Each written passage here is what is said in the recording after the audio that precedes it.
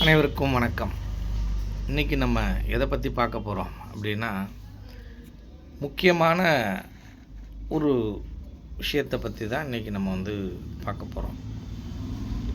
என்ன அப்படின்னா, ஒரு தனி மனிதனை சீர்படுத்துவது எது? யோகமா, ஆன்மீகமா, இந்த சமூகமா, அரசியலமைப்பா அப்படிங்கிறத சமூகமும் அரசியலமைப்பும் ஒன்று தான். இப்போ யோகம் என்றால் சித்தர்களின் மார்க்கம் அப்படி வச்சிங்க. ஆன்மீகம்னா இந்த உருவ வழிபாடை பற்றி பேசுகிறோம் அப்படின்னு வச்சிங்க. இப்படி இந்த 3 பிரிவாக இருக்குது. இந்த 3 பிரிவில் இந்த தனி மனிதனை, இந்த மனித கூட்டத்தை பெரிதும் சீர்படுத்துவது எது அப்படின்னு நீங்கள் பார்த்தீங்கன்னா, முதல்ல நம்ம இந்த அரசியல் அமைப்பை பற்றி பார்ப்போம். இந்த தனி மனிதனுடைய வாழ்க்கையை இந்த அரசியலமைப்பு என்ன செஞ்சிருக்கிறது? இப்போ இந்த யோகங்கிறது பல்லாயிரக்கணக்கான வருஷங்களுக்கு முன்னாடியிலேருந்து இருக்குது. இந்த யோகம் இந்த மனிதனுக்கு என்ன சொல்லி கொடுத்துருக்கு? இப்போ இந்த உருவ வழிபாடும் ரொம்ப வருடமாக 1000 வருடங்களுக்கு முன்னாடி கட்டின கோவில் அப்படின்னு சொல்கிறாங்க. அது இந்த மனிதனை என்ன பண்ணியிருக்கு? சீர்படுத்தியிருக்கா இல்லை சீரழிச்சிருக்கா அப்படிங்கிறத பற்றி நம்ம இன்றைக்கி பார்ப்போம். இப்போ இந்த அரசியலமைப்பு எப்படி இருக்குது அப்படின்னால், மனிதர்களை ஆதி காலத்தில் இருந்த மனிதனை சரியாக வாழ்ந்து கொண்டிருந்தான். இந்த மனிதன் ஆதி காலத்தில் சரியாக வாழ்ந்து கொண்டிருந்த மனிதனை விஞ்ஞானம் என்ற பேரில் நிறைய விஞ்ஞான முன்னேற்றம் அதிகரித்ததினால் பணம், பொருள் இதோட தன்மையெல்லாம் அதிகரித்து ஒரு அரசியல் அமைப்பு என்று ஒன்று உருவானது. அரசியலமைப்பு சட்டத்தின் கீழ் பல ஆட்கள், அரசாங்கம் எல்லாம் அதற்கு பின் உருவாச்சு. இந்த அரசாங்கம் உருவானதனால் இந்த மக்கள் சரியாக வழிநடத்தப்படுகிறார்களா? இந்த அரசியலமைப்புலாம் சரியாக இருக்கா? இல்லை இந்த உருவ வழிபாடு தான், உருவ வழிபாட்டில் நீங்கள் கடவுள் நம்புகிற அந்த சிலைங்கிறது அது சரியாக வழிநடத்தி கொண்டு போயிருக்கா? இல்லை இந்த யோகம் சரியாக வழிநடத்தி கொண்டு போயிருக்கா அப்படின்னா, இந்த அரசியல் அமைப்பு உங்களை ஒரு கண்மூடித்தனமான ஒரு வாழ்க்கையோட ஒரு அமைப்புக்கு தான் உங்களை கொண்டு சேர்த்துருக்கு. இது என்ன கண்மூடித்தனமான வாழ்க்கை அமைப்புக்கு உங்களை கொண்டு சேர்த்துருக்கு அப்படின்னு நீங்கள் பார்த்தீங்கன்னா, இப்போ இந்த யோகம் என்ன சொல்லுது அப்படின்னு கேட்டிங்கனால், இந்த யோகம் எல்லாமே உங்களை இந்த ஆசையை அற்று வாழணும் அப்படின்னு சொல்லுது. யோகம் ஆசை இல்லாமல் வாழணும் அப்படின்னு சொல்லுது. ஆனால் இந்த அரசியலமைப்பு என்ன பண்ணியிருக்கு அப்படின்னு கேட்டிங்கனால், உங்களுக்கு வெளிநாட்டுக்காரர்களை எல்லாம் நம் இந்தியாவுக்குள் அனுமதித்து, வியாபாரம் என்ற நோக்கில் இந்தியாவுக்குள் அனுமதித்து, தேவையற்ற உணவை மக்களிடம் திணிப்பது, தேவையற்ற வாழ்க்கை முறையை இந்த மக்களிடம் திணிப்பது, தேவையற்ற உணவுப் பொருள்களை இந்த மக்களிடம் திணிப்பது. முதலில் இந்த மனிதனுக்கு இந்த அரசியலமைப்பு முதல்ல அவங்களுடைய ஆசையை தூண்டுது, ஆசையை அதிகப்படுத்துது. உங்களுக்கு தேவையான கடன்களை எல்லாம் தனியார் நிறுவனம் மூலம் உங்களுக்கு வழங்கப்படுகின்றன. எல்லாமே லோனில் கிடைக்கும். நீ என்ன வேணுமோ ஆசைப்பட்டதெல்லாம் லோனில் வாங்கிக்கலாம். ஆனால் லோனை வாங்கிட்டு திரும்பி கட்டுறதுக்கு நீங்கள் அவஸ்தைப்படணும், மன உளைச்சலுக்கு ஆளாகணும், பலவிதமான இடர்பாடுகளுக்கு நீங்கள் ஆளாகணும். ஒரு விவசாயத்துக்கு லோனை கொடுத்துட்டு விவசாயம் சரியில்லைன்னொன்னே டிராக்டரை பிடிக்கிட்டு போகிறதோ, விவசாயிகள் தற்கொலை பண்ணிக்கிட்டதும் நீங்கள் நம்ம கண்கூடா பார்த்த விஷயந்தான். இதெல்லாம் எதோட அடிப்படை அப்படின்னா, இந்த வெளிநாட்டு கம்பெனிகளை உள்ளார விட்டு அவர்கள் மூலமாக கடன்கள் வழங்கப்பட்டவுடன் இவனுடைய ஆசை அதிகரிக்க ஆரம்பித்து விடுகிறது. அவனுக்கு காருக்கு லோனு, வீட்டுக்கு லோனு, பைக்குக்கு லோனு, எல்லாத்துக்குமே லோனு, திருமணம் பண்ணுறதுக்கு லோனு, எல்லாத்துக்கும் கடன். இப்போ இந்த மாதிரி கடனை கொடுக்க ஆரம்பித்த உடனே இவனோட ஆசை அதிகரிக்குது. ஆசை அதிகரித்த காரணமாக இந்த மனிதன் என்ன பண்ணுறான், எல்லா பொருளையும் வாங்கிட்டு அந்த கடனை கட்ட முடியாமல் மிகுந்த அவஸ்தைப்படுறான். விளம்பரம், தேவையற்ற உணவுப் பொருள்களை நம் நாட்டிற்குள் அனுமதித்து, சைனாக்கார உணவு தமிழ்நாட்டுக்கு எதுக்கு, வெள்ளைக்கார உணவு நமக்கு எதுக்கு, நம்மளோட உணவு பாரம்பரிய உணவு, கேழ்வரகு, கம்பு, திணை, குதிரைவாளி, இப்படி சிறுதானிய உணவுகள்லாம் நம்மளை சார்ந்தது. அந்த தானியங்கள் தான் மானாவாரியாக விளையக்கூடிய தானியங்கள். அது உடம்புக்கு நல்ல சத்தை உங்களுக்கு கொடுக்கக்கூடிய உணவுகள். உங்கள் உடம்பை சரியான கட்டமைப்பில் சொல்கிறாங்க இல்லையா, நல்லா திடாகாரியமாக இருக்கிறதுக்கு அதுதான் உதவும். போலாக இருக்கணும்னா மற்ற உணவுகள்லாம் உங்களுக்கு தேவைப்படும். இப்போ அதெல்லாம் போலான உணவு, அது நம்ம திடமாக இருக்க முடியாது. அந்த உணவுகள்லாம் அது உப்பும், அந்த பொருள்லாம் எப்படி உப்புதோ அதை மாதிரி உப்பும் உடம்பு உப்பி கடைசியில் ரொம்ப மெலிஞ்சி போயிடும், அதை சரியாக சாப்பிடலை அப்படின்னா. அப்படிப்பட்ட உணவு கலாச்சாரத்தை கொண்டு திணிச்சு அந்த உணவு முறைக்கெல்லாம் நீங்கள் மாறிட்டீங்க. பெரியவங்க மாறினதில் பிரச்சனை இல்லை, குழந்தைங்கள் மாறினதில் தான் இங்கே பெரிய பிரச்சனை. எல்லா காய்கறிகளுமே உப்பிக்கிட்டு நிற்கிது. தவிக்குள்ளையோட செல்லை எடுத்து அந்த இதுக்கு காய்கறிக்கு போட்டுட்டாங்க. அப்போ எல்லாமே உப்பிக்கிட்டு நிற்கிது. அதை சாப்பிட்ட நம்மளும் உப்பிட்டு தான் நிற்போம். அப்போ இங்கே தரமான காய்கறிகளோ தரமான உணவுப் பொருள்களோ இங்கே இல்லை. பஞ்சம் வரப்போ இந்த மைதா மாவு பரோட்டா அப்படின்னு ஒன்று வந்தது பஞ்சத்தை போக்குறதுக்காக. இப்போ என்ன பஞ்சமாவாக இருக்குது இந்த தமிழ்நாட்டில், நல்ல செழிப்பாக இருக்குது. நீங்கள் பார்த்தீங்கன்னா நகரத்தை ஒட்டி ஏகப்பட்ட கிராமங்கள், விளைநிலங்கள் விதைக்கப்படாமல் தரிசாக கிடைக்குது. அந்த அளவுக்கு விவசாயம் சரியில்லாமல் போயிடுச்சு. இப்படிப்பட்ட தரிசு நிலங்களை எல்லாம் உழுது நீங்கள் இந்த தானியங்கள் எல்லாம் பயிரிடலாம்.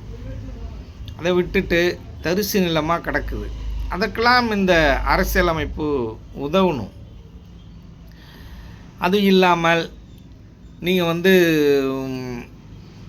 நிறையா தொழிற்சாலைகள் கொண்டு வருவதன் மூலம் தொழில்கள் முன்னேறும்.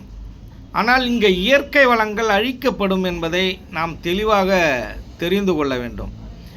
நீங்கள் உங்களுடைய பணப்பெருக்கம், பொருளாதாரம் மேம்படும். ஆனால் உங்கள்கிட்ட இருக்கிற கலாச்சாரம், ஆரோக்கியம், உங்கள்கிட்ட இருக்கிற நிம்மதி எல்லாமே போயிடும். அதுக்கு பதிலாக என்ன இருக்கும், மன உளைச்சல் இருக்கும், வியாதி இருக்கும். நீங்கள் ஒரு சரியான சூழ்நிலையிலேயே உங்களோட மனம் இருக்காது. அதை மாதிரி ஒரு சூழ்நிலையில் தான் நீங்கள் வாழ்ந்துக்கிட்டு இருப்பீங்க. அப்போ இங்கே மூட பழக்க வழக்கங்கள் அதிகமாக இங்கே கொண்டு வரப்பட்டிருக்கு. மூட பழக்க வழக்கங்களில் இந்த மக்கள் கூட்டம் இருக்கு இல்லையா, மூட பழக்க வழக்கங்களில் இந்த மக்கள் கூட்டம் மூழ்கி கிடக்கிறாங்க. இந்த மூட பழக்க வழக்கங்கள் திணிக்கப்பட்டு இருக்கு. யாரோ ஒருவன் எங்கேருந்தோ ஆற்றுக்கு அந்த பக்கம் இருந்தவன், ஆற்றுச்சமவெளி பகுதியில் அந்த பக்கம் இருந்தவன் இந்த பக்கம் நமக்கு தேவையில்லாத விஷயத்தெல்லாம் திணிச்சு உங்களுடைய மனசையும் உங்களுடைய மூளையையும் சலவை செய்து உங்களுக்குள் நிறைய கலாச்சாரங்களை அவன் என்ன பண்ணிட்டான் அப்படின்னு கேட்டிங்கன்னா திணிச்சிட்டான். அது உங்களோட மூளையும் மனசும் ஏற்றுக்க ஆரம்பிச்சிருச்சு. அதுக்கப்புறம் அதிலேருந்து உங்களால் விடுபடவே முடியாது. அப்படிதான் இந்த உணவுப் பொருள்களும் இந்த ஆடம்பர வாழ்க்கைகளும் உங்களுக்குள் திணிக்கப்பட்டு விட்டன. இதிலேருந்து உங்களை மீட்டெடுப்பது என்பது ஒரு புரியாத புதிராக உள்ளது. எப்படி மீட்டெடுப்பது? இந்த மனித கூட்டத்தை அப்புறமா காப்பாற்றலாம். இந்த தமிழகத்தில் இருக்கும் இந்த மனிதர்களை எப்படி காப்பாற்றுவது, எப்படி இவர்களை நம் விடுவிப்பது என்று ஒன்றும் புரியாமல் மிகவும் குழப்ப நிலையில் இருக்க வேண்டிய ஒரு நிர்பந்தத்தில் நாம் வாழ்ந்து கொண்டிருக்கின்றோம். இங்கே ஒட்டுமொத்த மனித கூட்டமும் தமிழ்நாட்டில் ஒன்றா சேர மாட்டேங்குது. ஒரு தெருவில் ஒன்றா சேர மாட்டான், ஒரு ஊருக்காரன் ஒழுங்காக ஒன்றா சேர மாட்டான். ஜாதியாக, மதமாக, இனமாக, இந்த ஆன்மீகமாக பிரிஞ்சு கிடக்கிறான். இப்போ இதையும் சேர்த்துக்கணும், ஆன்மீகத்தையும் நீங்கள் சேர்த்துக்கணும். இந்த ஆன்மீகத்தில் 2 பிரிவு இருக்குது. யோகம்ன்ற ஒரு பிரிவு இருக்குது, சில வழிபாடுன்ற ஒரு பிரிவு இருக்குது. இப்படி பலவிதமாக இங்கே பிரிஞ்சு கிடக்கிறான். இப்போ இந்த அரசியலமைப்பு என்ன பண்ணியிருக்கு அப்படின்னா, இது உங்களுக்கு தேவையில்லாத விஷயங்கள்லாம் புகுத்தி உங்களுடைய நிம்மதி நல்லா சிந்திச்சு பார்த்தீங்கன்னா குலைக்கப்பட்டிருக்கு அப்படின்னே நம்ம தெளிவாக சொல்லலாம். நம்ம சின்ன சின்ன வீடியோவாக நிறைய விஷயங்கள் நம்ம உங்கள்கிட்ட பகிர்ந்துருக்கோம். எப்படிலாம் நம்மளோட நாடு இருக்குது, என்ன நிர்பந்தத்தில் இருக்குது, நம்ம என்ன நிர்பந்தத்தில் இருக்கோம், எதிர்காலத்தில் என்னென்ன நடக்க போகுது, இதெல்லாம் சின்ன சின்ன வீடியோவாக உங்களுக்கு நான் போட்டிருக்கேன். ஆனால் இன்றைய சூழ்நிலை எப்படி இருக்குது அப்படின்னால், நம்மளிடம் இருக்கும் ஒரே தவறு என்னவென்று கேட்டீர்களேனால் ஒற்றுமையின்மை. நம்ம இங்கே ஒற்றுமையாகவே இல்லை. யார் சொல்வதையும் நாம் கேட்பதாக இல்லை. சரியான ஆளா தவறான ஆளா அப்படின்னு கண்டுபிடிக்கிறதே இங்கே பெரிய குதிரை கொம்பாக இருக்குது. இந்த போலி குருமார்களின் கூட்டம் வேற இதில் நான் தான் மகான், நான் தான் ஞானி, நான் தான் யோகி என்று தம்பட்டம் அடித்து கொண்டு ஏழைகளிடமிருந்தும் பணக்காரர்களிருந்தும் பணங்கள் எல்லாம் மறைமுகமாக பறிக்கப்படுகின்றன. இதை நாம் இந்த அறிவீனங்களை எல்லாம் நாம் என்ன சொல்வது? இது யாரை குறை சொல்வது? எங்கேருந்து இந்த மக்களை விடுவிப்பது என்பது நமக்கு மிக குழப்பமாக உள்ளது. அப்படி இந்த ஆடம்பர வாழ்க்கையிலும் ஆசையிலும் நீங்கள் முழுகடிக்கப்பட்டீர்கள், தந்திரமாக முழுகடிக்கப்பட்டீர்கள் என்பது உங்களுக்கு தெரியுதா தெரியலையானே எனக்கு ஒன்றுமே புரியல.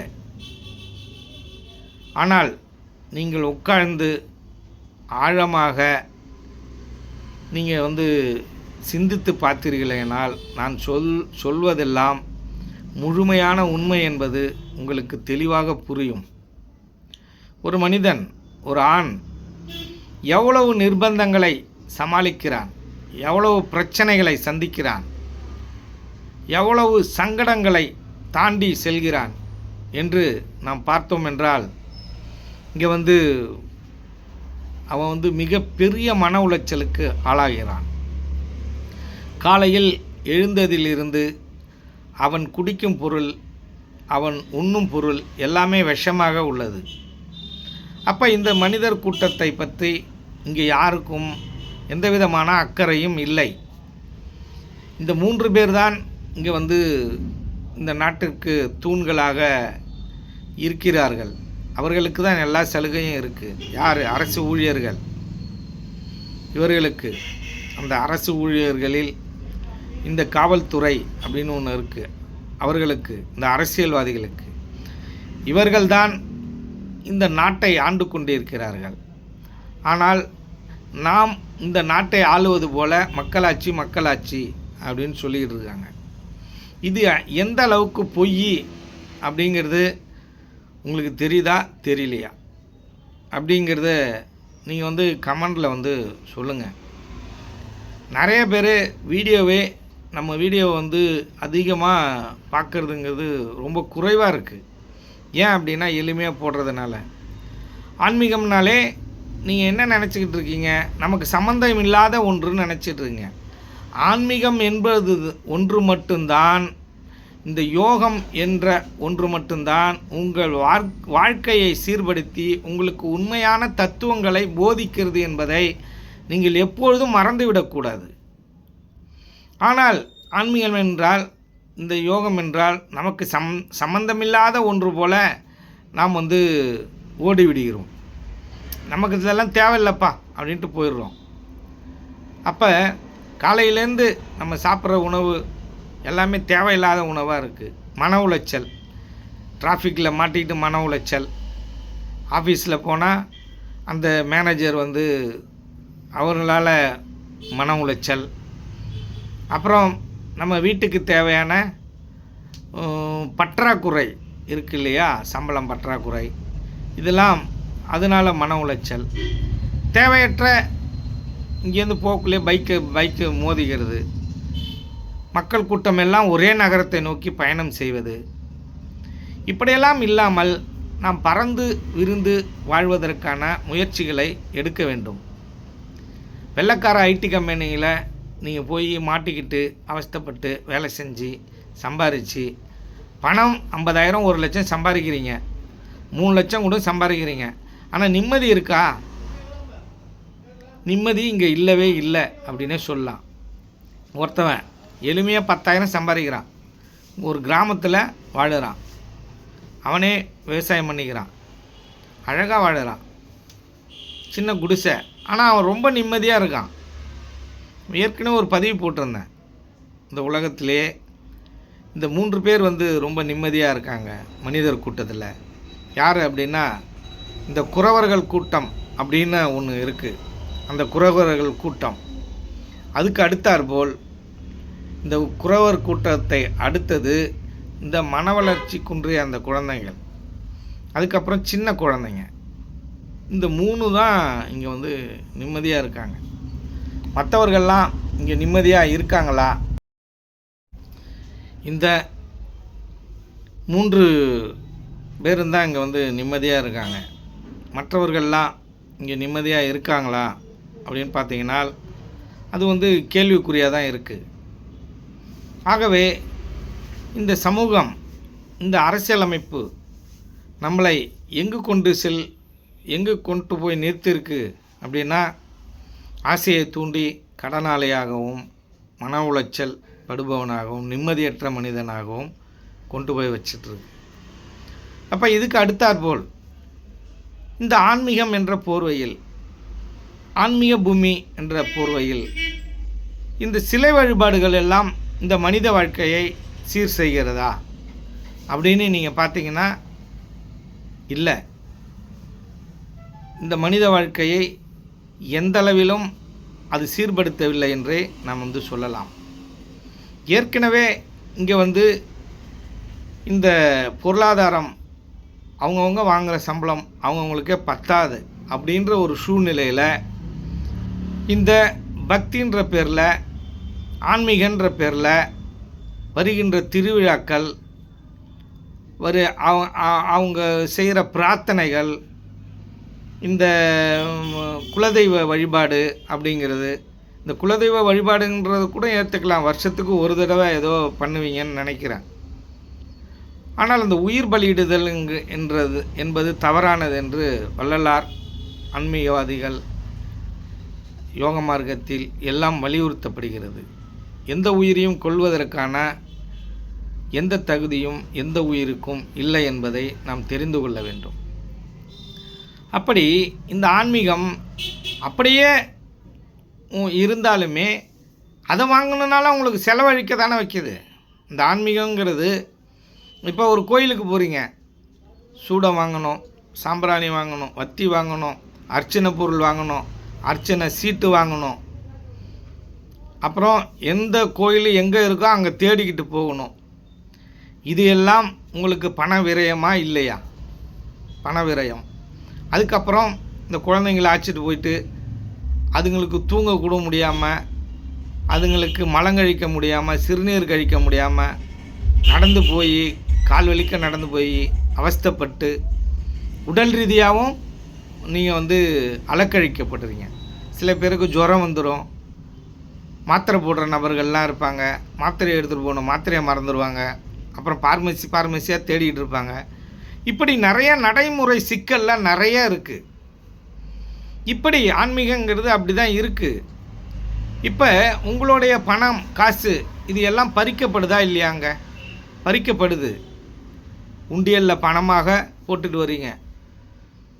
இது எல்லாம் உங்களோட பணம். அது உங்களுக்கே திரும்பி வருகிறதுனா வரல, கொஞ்சம் தான் வருது. ஒரு 30% இல்லை 20% வருது. பாக்கியெல்லாம் எங்கே போகுதுன்னு நமக்கு தெரியும். ஆனால் அது நமக்கு எல்லாருக்குமே தெரியும். அதனால் நம்ம சொல்லணுன்னு தேவையில்லை. அது என்ன ஆகப்படுது, என்ன ஆக்கப்பட்டிருக்கு அப்படிங்கிறது எல்லாருக்குமே நமக்கு வந்து தெரியும். எல்லாம் தெரிஞ்சு தான் நம்ம எப்படி இருக்கோம், தெரியாத போல் நடந்துக்கிறோம். வேறு வழி என்ன செய்கிறது? ஒரு மாற்றத்தை கொண்டு வர வேணும். நமக்குள்ளே ஒரு மாற்றம்னா கொண்டு வந்துடலாம்.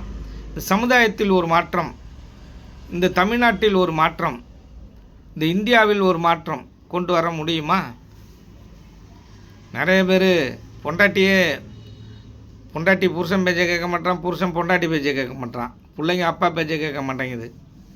இப்படி பலதரப்பட்ட பிரச்சனைகள் வாழ்க்கையில் வந்து இருந்துக்கிட்டு இருக்கு. இப்படி இந்த ஆன்மீகம் என்பது, இந்த சிலை வழிபாடு என்பது அப்படி தான் இருக்குது. என்னமோ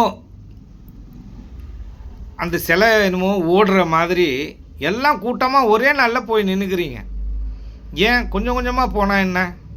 கூட்ட நெரிச்சல் இல்லாமல் போய் அழகாக பக்தியாக 1 மணி நேரம் உட்காந்து தியானம் பண்ணி அந்த உருவ வழிபாட்டை மேற்கொண்டா என்ன? அப்படி மேற்கொள்கிறதுக்கு அவனும் விடுறதில்லை உங்களை. அப்படிலாம் மேற்கொண்டுட்டிங்கன்னா நீங்கள் நிறைய தெளிவு கிடச்சிரும், உண்மையெல்லாம் உங்களுக்கு புரிஞ்சிடும். உங்களை உண்மையை புரிஞ்சிக்கிற மாதிரி அவன் செய்யறதுக்கான எந்த முயற்சியும் பண்ண மாட்டான். உங்களை அறியாமையிலே வச்சுருப்பான். உண்மையை பேச மாட்டான், உண்மையை சொல்ல மாட்டான். அவனுக்கு வேண்டியதெல்லாம் பணம். 10 ரூபாய்க்கு விபூதி பொட்டலம் வாங்குவான், அதில் 10 லட்ச ரூபா சம்பாதிப்பான். நம்மலாம் இங்கே வந்து கடினமாக உழைக்க வேண்டியதாக இருக்குது. எப்படி முன்னேற்றுவது என்று, இந்த மனித கூட்டத்தை எப்படி முன்னேற்றுவது, இதை எப்படி மீட்பது, ஒன்றுமே புரியல.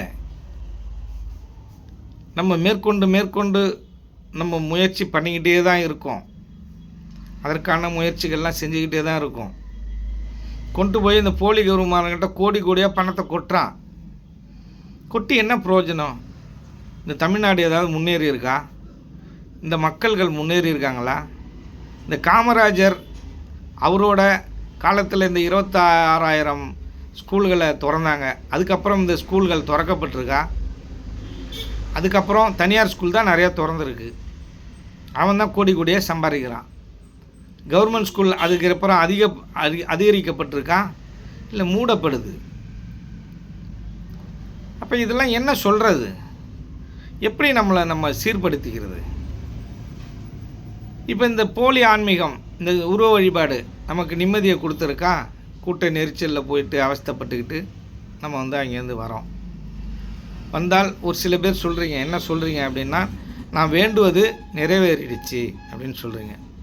நீங்கள் வேண்டினதெல்லாம் நிறைவேறினா இந்த நாட்டில் பிரச்சனையே இருக்காது. எல்லாருமே ஒன்றத்தை தான் தேடுவோம். எல்லாமே பொருளை கொடு, பணத்தை கொடு, நோயில்லா வாழ்வை கொடு அப்படின்னு தான் கேட்போம். இது வரைக்கும் ஏகப்பட்ட கோடிக்கணக்கான பேர் வேண்டியிருக்கான். அது எல்லாம் கொடுத்துருந்தால் இங்கே ஏற்றத்தாழ்வே இருக்காது, பணப்பிரச்சனையே வராது. நீங்கள் எல்லாம் பிரச்சனை இல்லாமல் எல்லோரும் சந்தோஷமாக வாழலாம். அப்படிலாம் வாழ்ந்துருக்கீங்களா அப்படின்னா இல்லை.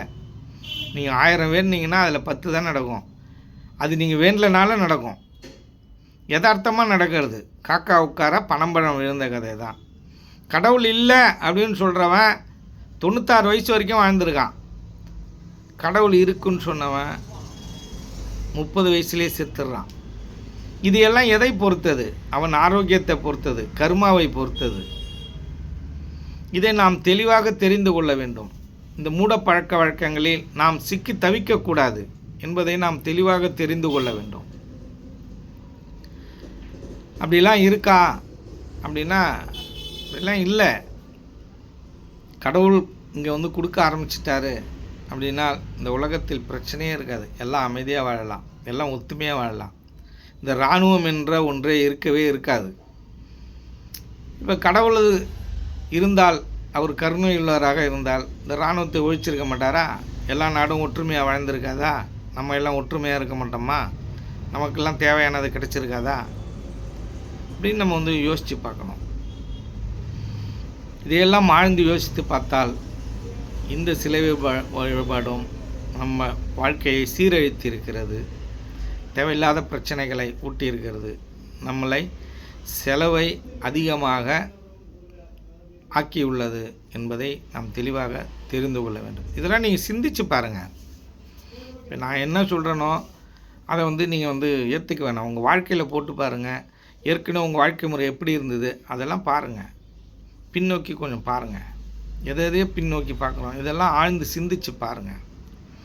இப்போ அடுத்தது இந்த ஆன்மீகம் என்ற இந்த போலி ஆன்மீகம் அப்படி இருந்தது. அப்புறம் இந்த போலி குருமார்கள் இருக்கான். இந்த உண்மையான இந்த ஆன்மீகத்தை கொண்டு போகணும் அப்படின்னு நினச்சா கூட, இந்த யோகத்தை உண்மையான யோகத்தை கொண்டு போகணும்னு நினச்சா கூட இந்த போலி குருமார்கள் விடுறதில்லை. அதுலேயும் ஒரு பார்ட்டை அவன் வந்து ஆச்சிட்டு போயிடுறான். இந்த போலி குருமார்கள்ட்ட மாட்டிக்கிட்டு நிறைய பேர் முழிக்கிறாங்க. ஒரு ஒரு குருநாதர், அவர் பேர் சொல்ல விரும்பலை, அவர் கால் பாதம் இருக்குது, அதை ஒரு கல்லில் பொறிச்சு வச்சுருக்கான். அந்த பாதத்தை வீட்டில் நீங்கள் வாங்கிட்டு போய் அதுக்கு வந்து பூஜை பண்ணிங்கன்னா உங்கள் வாழ்க்கை முன்னேறுமா, செல்வம் செழிக்குமா. செல்வம் செழிக்குது அப்படின்னா எல்லா ஏழை வீட்லேயும் அந்த கால் தானே இருக்கும். அந்த கால் எவ்வளோ அப்படின்னா 1 லட்ச ரூபா, 10,000 ரூபா, 50,000, ஆளு கட்டுறார் போல் 5 லட்சம். ஏழைங்க எப்படி வாங்க முடியும்? அவனே ஏழையாக இருக்கிறனால தானே அங்கே போய் வென்றான். இப்போ இப்படிலாம் வந்து இருக்குது இங்கே பிரச்சனைகள். அப்போ இங்கே உண்மையான யோகம் அதை கண்டுபிடிக்கிறதே இங்கே சவாலாக இருக்குது. அப்போ உண்மையான யோகம்னா எது தாங்க? யார் தாங்க இந்த உண்மையான யோகத்தை சொல்லி கொடுக்குறா அப்படின்னால், அந்த உண்மையான யோகத்தை இந்த உலகத்திற்கு பகிர்ந்து கொடுத்த மகான்களும் சித்தர்களும் நிறைய பேர் இருக்காங்க. இந்த 18 சித்தர்களை தாண்டி பல்லாயிரக்கணக்கான சித்தர்கள் இந்த உலகத்தில் வாழ்ந்து கொண்டிருந்தார்கள். அவர்கள் எழுதிய நூல்தான் நமக்கு வழிகாட்டி. அதுவும் பாடல் வடிவத்தில் இருக்கிறது தான் நமக்கு வழிகாட்டி. அதுக்கு பொருள் எழுதுகிறான், தப்பு தப்பாக எழுதுகிறான். அதுக்குள்ளே நம்ம போக வேணாம், லேட்டாகும். அப்போ அந்த பாடல் தான் எடுத்துக்கணும். அதுக்கு அடுத்தாற்போல் வள்ளலார் மிக சிறந்த ஞானி, மிக சிறந்த உண்மைகள்லாம் சொல்லியிருக்காரு. உருவ வழிபாடே வேணான்னு சொன்னார். அவர் ஃபோட்டோ வச்சு கும்பிட்றான். அவங்க என்ன கருத்து சொன்னாங்களோ அதற்கு வேறு விதமான எதிர்ப்பதமாக நடக்கிறது, அவரை வச்சு கும்பிடுறது. அப்போ இது என்ன அறிவீனம்? இப்படி தான் இருக்குது இந்த மக்கள் கூட்டம். அப்போ இதுலேருந்து எப்படி இந்த மக்களை விடுபடுறது, காப்பாற்றுறதுன்னு தெரியாமல் மொழி பிதுங்க வேண்டியதாக இருக்குது. இப்போ வந்து அதற்கு அடுத்தாற்போல் சுவாமி சிவானந்த பரமஹம்சர் சித்த வித்தை என்னும் ஒரு பெரிய அரிய பொக்கிஷத்தை இந்த உலகத்திற்கு வாரி இறைத்த, வெளிப்படையாக நாம் பல நாட்கள் காட்டில் தவம் இருந்து கண்டுபிடிக்கக்கூடிய ஒரு விஷயத்தை எளிமையாக இந்த உலகத்திற்கு சொல்லிக் கொடுத்த மிகப்பெரிய மகான், சித்த வித்தை என்ற அந்த வித்தையை சொல்லிக் கொடுத்த மிகப்பெரிய மகான். வாசியோகம் என்ற ஒன்றை இந்த உலகத்திற்கு ஏற்கனவே சித்தர்கள்லாம் அதை சொல்லியிருக்காங்க, தந்திருக்காங்க. ஆனால் நடைமுறையில் ஒரு ப்ராக்டிக்கலாக சொல்லி கொடுத்த ஒரு குரு யார் அப்படின்னா அந்த சிவானந்த பரமஹம்சர். இப்போ அந்த முறையே சரியான முறை என்றும், அவர் காட்டிய வழியே சரியான வழி என்றும், அவர் போட்ட சட்டத்திட்டமே சரியான சட்டத்திட்டம் என்றும், அதுவே இந்த உலகத்தையும் இந்த மனித கூட்டத்தையும் சீர்படுத்துவதற்கான வழிமுறைகள் அவர் மிக அற்புதமாக உங்களை வழிவகை செய்திருக்கிறார் என்பதும் உண்மையாக உள்ளது. இந்த பெண் பிள்ளையை பெற்றுவிட்டாலே வரதட்சணை கொடுமை தாங்க முடியாது. அப்படி இருக்கிற நிலைமையில் எல்லாருமே எளிமையாக வெள்ளை ஆடை உடுத்தணும். ஆடம்பரமான வாழ்க்கை வாழக்கூடாது. ஆணாக இருந்தாலும் பெண்ணாக இருந்தாலும் எந்த விதமான அணிகலன்களும் அணியக்கூடாது. எளிமையான உணவு, எளிமையான உடை, எளிமையான வாழ்க்கை உலகத்துக்கு போதித்தவர். திருமணத்திற்கு அதிகமாக செலவு செய்யக்கூடாது. 2 மாலையோடு முடிச்சுக்கணும். அப்படி இந்த உலகத்துக்கு போதித்தவர். இப்படியெல்லாம் நீங்கள் எளிமையாக வாழ்வதற்கு வழிமுறைகளை அமைத்து கொடுத்தவரும், உங்கள் வாழ்க்கைக்கு எதெல்லாம் பிரச்சனையாக இருக்குமோ அதை வேறொரு பிடுங்கி போட்டுட்டு அதுக்கெல்லாம் நம்ம போகக்கூடாது அப்படின்னு சொன்ன ஒரு உத்தமமான ஒரு மகானும், அவரை போல் நிறைய பேர் இருந்திருக்காங்க, இன்னமும் இருக்காங்க, எங்கேயோ ஒரு மூலையில் இருக்காங்க. இப்போ அவர் வழி வந்த எங்களைப் போல ஆள்களும் ஒரு சிலர் இருக்கிறாங்க. அப்போ இதுலேயுமே சில தவறான ஆட்களும் நிறைய பேர் இருக்கிறாங்க. இப்போ மலேசியாவிலேருந்து நம்மக்கிட்ட ஒருத்தர் தொடர்பு கொண்டார். அப்போ தொடர்பு கொள்ளக்குள்ள இந்த வித்தியார்த்திகள்லாம் இங்கே வந்து நான் மருத்துவம் பண்ணுறேன் அப்படின்னு சொல்லிட்டு காசெல்லாம் அதிகமாக பிடிங்கிட்டு போயிட்டாங்க. வித்தியார்த்திகளுக்கே இங்கே வந்து கெட்ட பேர் வந்துருச்சு. அதனால் வித்தியார்த்திகளை மலேசியாவுக்கு நாங்கள் கூப்பிட்றதுனாலே எங்களுக்கு வந்து அச்சமாக இருக்குது அப்படின்னு சொல்கிறாங்க. நான் வந்து சிங்கப்பூர் ஒரு கொஞ்சம் நபர்களுக்கு பயிற்சி அளிப்பதற்காக அங்கு செல்வதாக இருந்தது. அதை அவரிடம் பகிர்ந்தபோது அவர் இந்த விஷயத்தை என்னிடம் பகிர்ந்தார். நான் என்ன சொன்னேன், நான் வந்து சிங்கப்பூர் வரையும் வரேன், ஆனால் மலேசியாவுக்கு வருவதற்கும் அங்கே தங்குவதற்கும் அங்கே உணவுக்கும் நீங்கள் வழிவகை செய்ய வேண்டும். அப்படி நீங்கள் செய்தீர்களானால் நான் வருகிறேன் அப்படின்னு சொன்னேன். அப்போ நீங்கள் என்ன, உங்கள்கிட்ட என்ன ஸ்பெஷலாக என்ன இருக்குது அப்படின்னு கேட்குறாங்க. நம்மள்கிட்ட ஸ்பெஷலாக என்ன இருக்குங்கிறத நம்மளே என்ன சொல்கிறதுனே தெரியல. அப்போ நம்ம என்ன சொன்னோம், நீங்கள் நம்மளோட வீடியோலாம் பாருங்கள், பார்த்துட்டு நீங்கள் ஒரு முடிவெடுங்க. நான் வரணும்னு எந்த விதமான அவசியமும் உங்களுக்கு கிடையாது, நிர்பந்தமும் கிடையாது. நான் செல்வது சிங்கப்பூருக்கு. உங்களுக்கு தேவையாக இருந்தால், உங்களுக்கு ஏதாவது உங்களுக்கு பயிற்சிகள் ஏதாவது தேவைப்படுதுன்னா அங்கே வந்துட்டு வருவேன். அதுவுமே எனக்கு வந்து நாட்கள் வேஸ்ட்டு தான் அப்படின்னு அவர்கிட்ட பகிர்ந்தபோது சில விஷயங்கள்லாம் அவர் பகிர்ந்தார். அது மன வருத்தமாக நமக்கு வந்து இருந்தது. ஆகவே இப்படியெல்லாம் சில போலியான ஆட்கள் இருப்பதனால் உண்மையான விஷயங்கள் இந்த மக்களிடம் போய் சேருவதில்லை என்பது தான் இங்கே உண்மையாக இருக்குது. இப்போ ஒரு மகானுக்கு, ஒரு யோக மார்க்கத்தில் ஈடுபடுபவனுக்கு எவ்வளோ பெரிய சிக்கல், எவ்வளோ பெரிய குழப்பம். இந்த நாட்டில் இருக்கும் குழப்பத்தை விட இந்த யோகத்திற்கு வந்தால் அதை விட பெரிய குழப்பமாக இருக்குது. அப்போ இதெல்லாம் கடந்து யோகத்துக்கு வந்து தன்னைத்தான் உணர்ந்து பெருநிலையை அடைவது என்று மிகப்பெரிய இங்கே வந்து போராட்டமாகவே இருக்குது. ஆகவே இந்த யோக மார்க்கம் என்பதில் மட்டும்தான் உங்களுக்கு நிம்மதி கிடைக்கும். எளிமையான வாழ்க்கையை உங்களுக்கு போதனை செய்திருக்கிறார்கள். ஆசையே படக்கூடாதுன்னு சொல்லிட்டாங்க. ஆசையற்ற வாழ்க்கை வாழணுன்ட்டாங்க. நீங்கள் வீடு வாங்கணும், பங்களா வாங்கணும், வண்டி வாங்கணும் அப்படிலாம் எதுவுமே கிடையாது. எளிமையாக வாழ்ந்தால் போதும் அப்படின்னு சொல்லிட்டாங்க. அப்போ உண்மையான வாழ்க்கையை உங்களுக்கு போதித்தவர்களும் உண்மையான வழிமுறை ஒன்று இருக்கிறது என்றால் அது இந்த யோக மார்க்கம் என்பதை நீங்கள் தெளிவாக தெரிந்து கொள்ள வேண்டும். இந்த மனித கூட்டம் தெளிவாக தெரிந்து கொள்ள வேண்டும். இதை புதுசாக நீங்கள் பார்க்குறீங்கன்னா நீங்கள் வந்து சப்ஸ்கிரைப் பண்ணுங்கள். ரெண்டாவது, இந்த வீடியோவை எல்லாருக்கும் பகிர்ந்து விடுங்க. உங்கள் குரூப்பில் எல்லா குரூப்புக்கும், நம்ம வித்தியார்த்திகள் பார்த்தாலும் மற்றவங்க எல்லாம் குரூப்பில் இதை வந்து ஷேர் பண்ணி தயவு செஞ்சு இந்த வீடியோவை பாருங்கள் அப்படின்னு சொல்லி அனுப்புங்க. நன்றி, வணக்கம்.